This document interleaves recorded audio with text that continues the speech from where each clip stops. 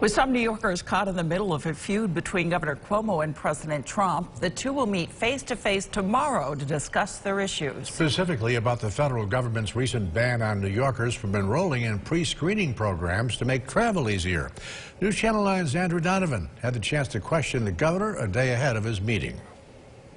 You want to show me what you're doing? About 24 hours after Governor Cuomo is trudging through the snowy sand along Lake Ontario, he'll be at the White House, face-to-face with President Donald Trump. Will you bring up your concerns about the politics in this country? Yes. I mean, I've had the same conversation with him. You know, they see New York as a democratic state.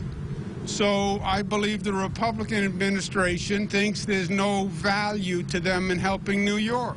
They'll discuss the Trump administration's ban on New York travelers from pre-screening programs that allow easier access through airport customs and border crossings. The Department of Homeland Security claims the verification process relies on DMV records that the state now withholds to protect undocumented immigrants who get driver's licenses. Which is particularly incredible to see a state that was one of the targets on 9/11 reintroduce the main rationale, the main problem that we decided existed that allowed 9/11 to happen, and that was the failure of information sharing. Are you planning to make concessions to allow more access to DMV records? No.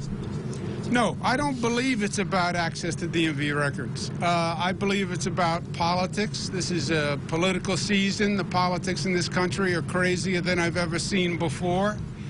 If they want DMV data for those TTP people, enrollees, on a case-by-case basis, they can have it.